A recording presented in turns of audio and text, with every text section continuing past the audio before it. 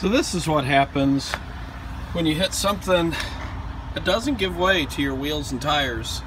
You got a completely shredded tire here and a heavily damaged rim and tire up front.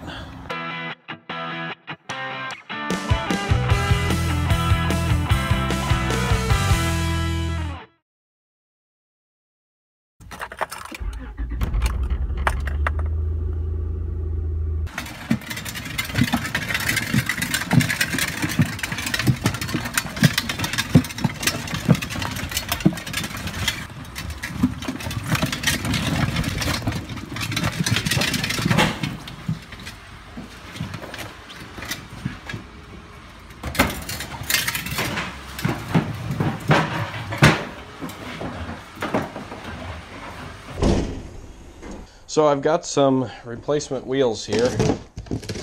These were kind of hard to find actually. Found these on eBay.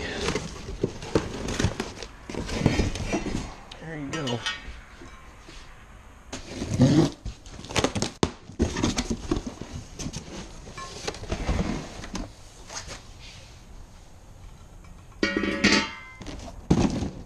I just got a couple cheap prime wells. We'll raise the car up and get to work.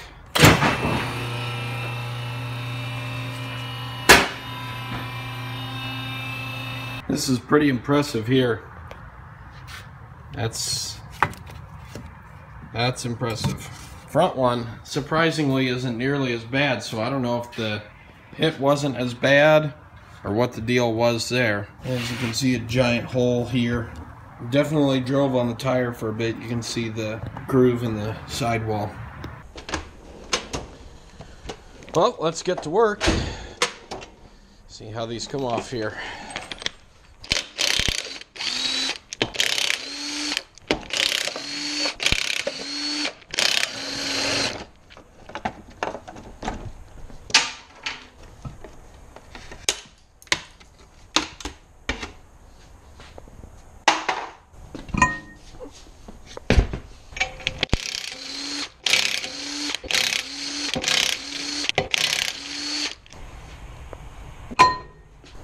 Not really that much left of this one here. Now normally you would have to use the shovel here on the tire machine to break the bead off of the rim, but as you can see, the impact has already done that to the tire on this side. So we'll flip it around here and break down this side of the tire off the rim like so. Just hit the little pedal here.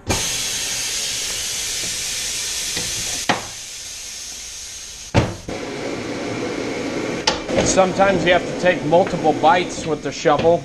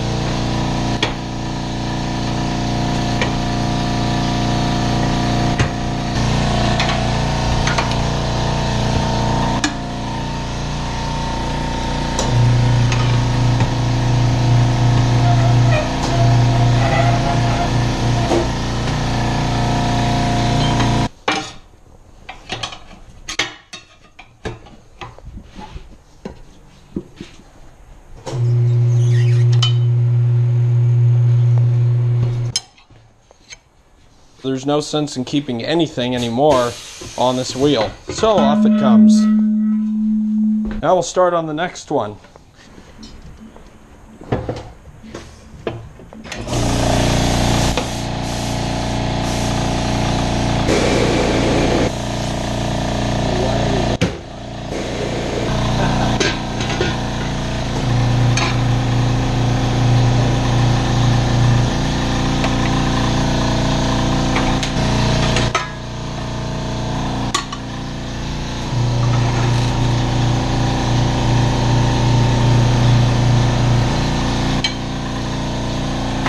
I know what you're thinking. The removal of this rubber off those rims was completely pointless.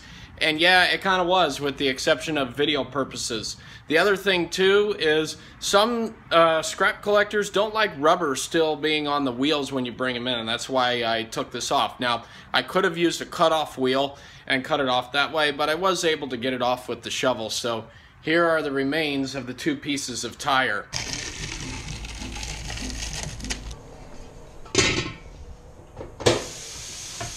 Now, this is a grease that helps the tire mount on the rim easier. If you try mounting a dry tire onto a steel wheel like this, it's going to be very difficult. So you use this grease and it helps a lot. It also helps the bead to seal better. Now, this is a non-directional tire, meaning that the tread doesn't have to rotate in any particular direction when the vehicle is moving forward. The other thing we have to do is install new valve stems. So take a little bit of that same grease and just apply it to the valve stem here. Then you use this valve stem installer tool. The valve stem actually threads onto the tool. First, you put it through the rim, like so, and wedge it against the wheel, like so, and pull up until it seats. Pop, just like that. So now that we've got our new valve stem installed, let's go ahead and mount the new tire.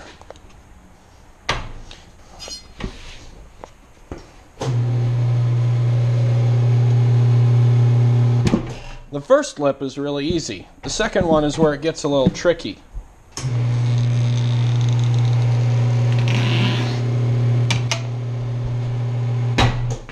And as you can see, the tire is seating just fine. Once we've reached approximately 35 psi, we're all set to go. Don't forget to put the little valve stem cap on. And there you have it, a new wheel and tire. Now we'll do the same to the second one. Pretty much everything.